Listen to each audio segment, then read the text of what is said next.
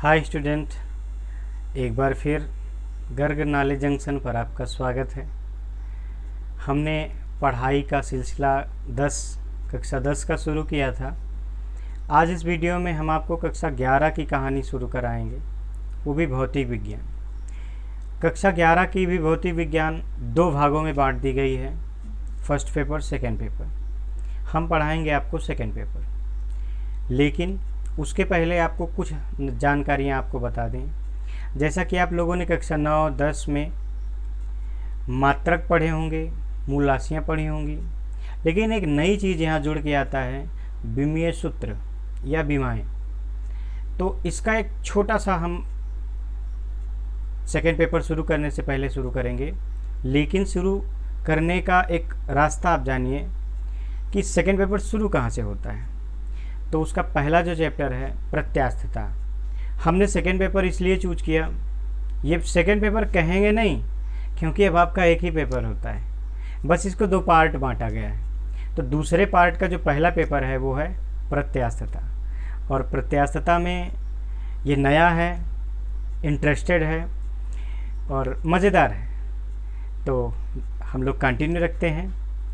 जैसे प्रत्यास्थता है क्या, हम लोग बचपन से बहुत सारी वस्तुओं के साथ ये प्रक्रिया करते आए हैं। उन वस्तुओं ने प्रत्यास्थता का गुण भी दिया हमने, लेकिन उसकी पहचान नहीं कर पाए। तो हम सबसे पहले उसकी परिभाषा बताएंगे, फिर हम ले चलेंगे कुछ क्षण के लिए आपको उस विमीय सूत्र निकालने की कंडीशन के लिए। तो सबसे पहले आप जानिए प्रत्यास्थता है क्या। जब हम किसी वस्तु पर बल लगाएं और वस्तु का आकार बदल जाए, ध्यान से सुनिएगा, वस्तु पर बल लगाएं और वस्तु का आकार बदल जाए, लेकिन जब हम बल को हटा लें तो वस्तु का आकार फिर वैसे हो जाए जैसे पहले था। एग्जाम्पल देखिएगा, जैसे हम लोग एक स्प्रिंग को एक कंडीशन तक खींचे, फैलेगी, छोड़ देंगे, फिर वो मूल स्थिति को आ जाएगी। फिर देखिएगा, बल लगाए, फैली, माने आकार बदला, छोड़ दिए, फिर आ गई। तो यही प्रक्रिया क्या है, प्रत्यास्थता। अब विज्ञान के हिसाब से देखिएगा, जब किसी वस्तु पर बल लगाया जाए और उसका आकार बदल जाए, परंतु बल हटा लेने से यदि वस्तु मूल अवस्था को प्राप्त कर ले, तो ऐसी वस्तु को हम प्रत्यास्थ वस्तु कहते हैं। इस गुण को प्रत्यास्थता कहते हैं। और जो वस्तु पर बाहर से बल लगाया गया, बाह्य बल लगाया गया, उसे विरूपक बल कहते हैं। तो ये था प्रत्यास्थता का। फिर एग्जाम्पल में हमने स्प्रिंग बताया। आपने कई चीज़ों को देखा होगा, जैसे गुब्बारे का फुलाना, गेंद को पिचकाना, है ना। लेकिन जो दूसरा इसके बाद का बिंदु है वो है प्रत्यास्थता की सीमा। भाई एक कंडीशन तक आप स्प्रिंग को फैलाओगे, छोड़ोगे, फिर आएगी। ज़्यादा फैला दिए तो फिर वो मूल स्थिति को नहीं आएगी। तो जिस सीमा तक किसी वस्तु में प्रत्यास्थता का गुण पाया जाता है, मेरा मतलब है कि वह वस्तु बल लगाने पर आकार बदल दे और बल हटा लेने पर फिर मूल स्थिति को आ जाए, इसी को बोलते हैं प्रत्यास्थता की सीमा।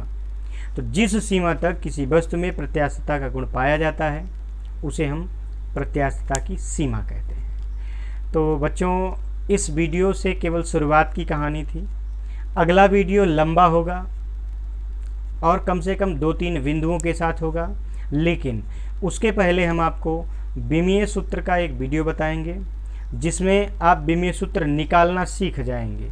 बाकी फर्स्ट पेपर जब पढ़ाएंगे तो विमाओं के उपयोग हैं, ये सारी चीज़ें। इस वीडियो के माध्यम से केवल यही कि हम कक्षा 11 का भी मटेरियल लेके आ रहे हैं, और आप इस तरह से आप अपनी भाषा में, हम आपकी अपनी भाषा में बताएंगे परिभाषा को, आपकी अपनी भाषा में न्यूमेरिकल्स हल कराएंगे, डेरिवेशन हल कराएंगे, और आपको आसान होगा। चैनल को सपोर्ट करिए, सब्सक्राइब करिए, लाइक करिए, शेयर करिए।